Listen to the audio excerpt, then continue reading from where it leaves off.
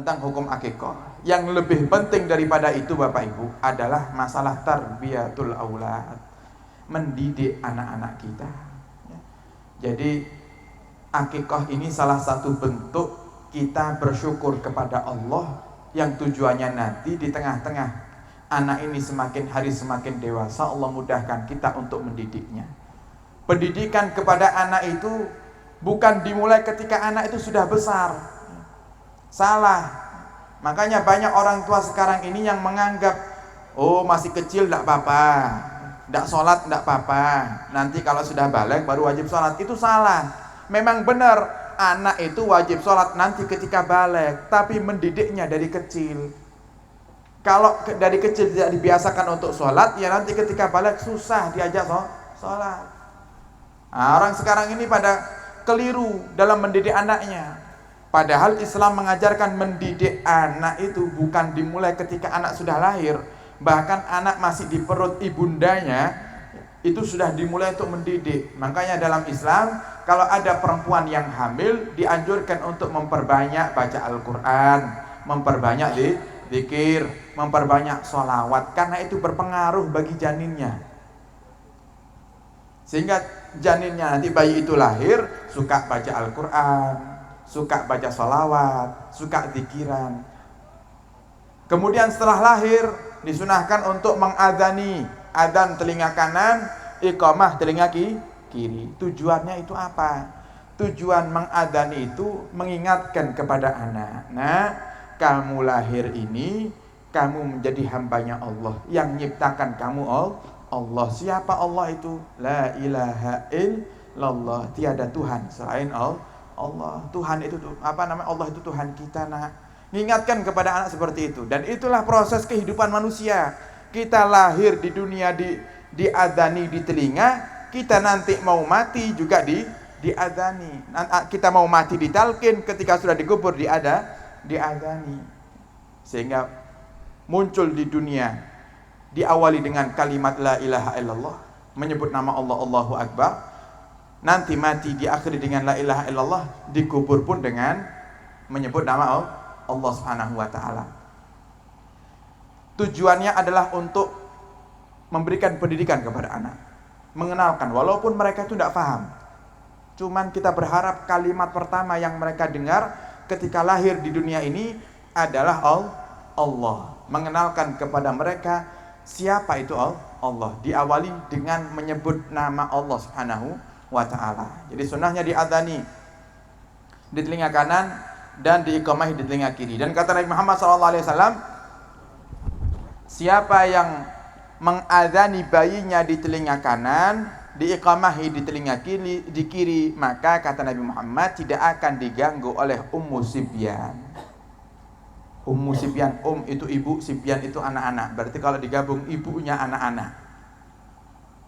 Kalau kita adzani bayi kita di telinga kanan, iqamah telinga kiri, tidak akan diganggu oleh ibunya anak-anak. Siapa ibunya anak-anak ini? Ada jin namanya niku Ummu Sibyan. Lah jinnya niki perempuan. Hobinya ganggu anak kecil. Hobinya Ummu Sibyan ini ganggu anak kecil. Lah kalau orang-orang tua kita dulu itu bahasanya, kalau masih kecil maghrib tidak boleh keluar, kan gitu. Tidak boleh ya keluar. Kalau sekarang sudah tidak ada kebiasaan seperti ini. Itu sebenarnya pendidikan yang baik dari orang tua kita. Kenapa? Karena biasanya setan-setan ini, jin-jin yang ganggu ini mulai aktivitasnya ketika maghrib. Maghrib. Jadi kita masih teringat dulu, waktu kita masih kecil kalau maghrib itu keluyuran, wah marah luar biasa kita punya kakek itu. Ya. Marah. Maghrib harus di rumah baca rotib. Itu sudah kewajiban. Makanya mulai kecil itu sudah dibiasakan dengarkan rotib. Waktu mondok dengarkan rotibul haddad, tidak kaget.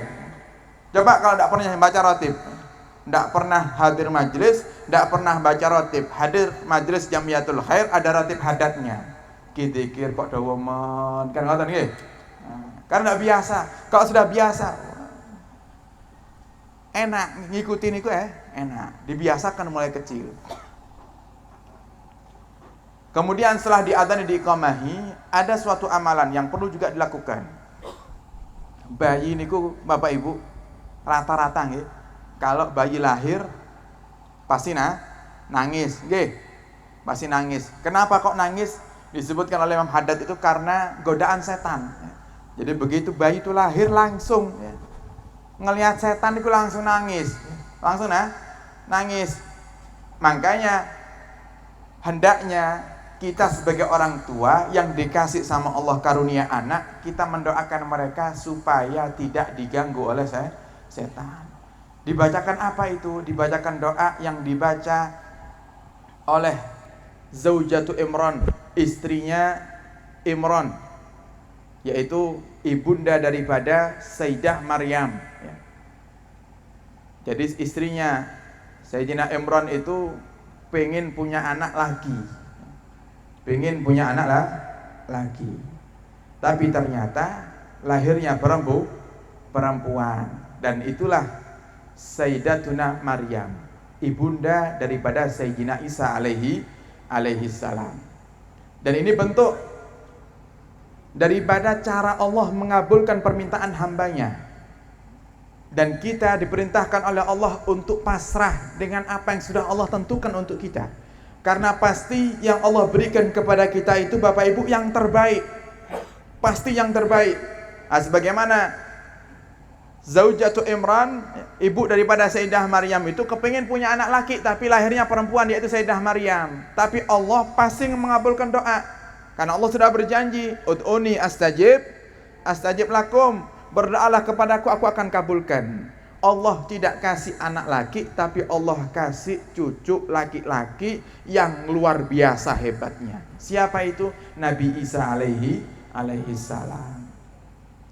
Lah Zaujatu Imran ini, istrinya Sayyidina Imran ini, ketika Sayyidah Maryam itu lahir, minta sama Allah, wa inni u'iduha bika wa dzurriyyataha minasyaitonir rajim. Kalau ndak hafal, jenengan buka surat Ali Imran, ya. Surat Ali Imran ayat 36. Surat Ali Imran ayat 36. Bunyi doanya, wa inni u'idzuha bika wa dzurriyyataha minasyaitonir rajim.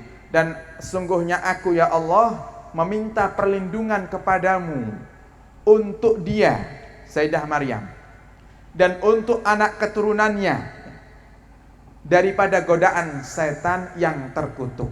Makanya dalam sejarah Sayyidatuna Maryam ketika lahir di dunia tidak nangis, artinya tidak diganggu oleh setan. Sayyidina Isa alaihi salam ketika lahir di dunia pun juga sama, tidak menangis, tidak diganggu oleh setan. Ini juga pelajaran bagi Anda wahai kaum wanita, apalagi Anda seorang ibu. Doanya ibu itu mengalahkan ribuan wali. Oke. Doanya seorang ibu untuk anaknya niku mengalahkan ribuan wali. Makanya para salihin, para salaf di zaman dahulu itu kalau datang seseorang minta kepada mereka doa, mereka tanya dulu, ibu masih hidup? Iya, masih hidup. Kembalilah ke rumah, mintalah doa kepada ibu. Doa ibu mengalahkan semua doa. Doanya ibu. Cuman bukan berarti kemudian ibunya sak karepe dhewe. Kadang ini ada ibu itu yang karepe dhewe, memanfaatkan keadaan. Oh, karena saya ini seorang ibu, kadang malah nakut-nakuti anaknya. Cek kurang ajar loh ya mbak ibu.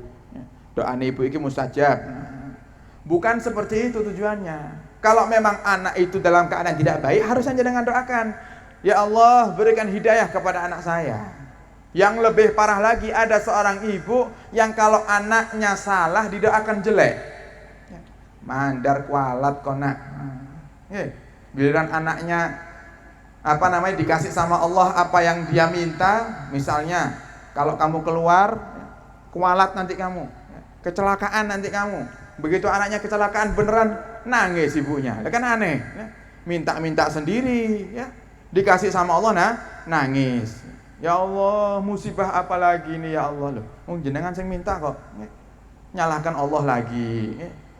Nah, ini repot. Makanya tidak boleh hukumnya mendoakan buruk tidak hanya kepada anak, kepada siapapun. Hukumnya adalah haram. Hukumnya adalah haram.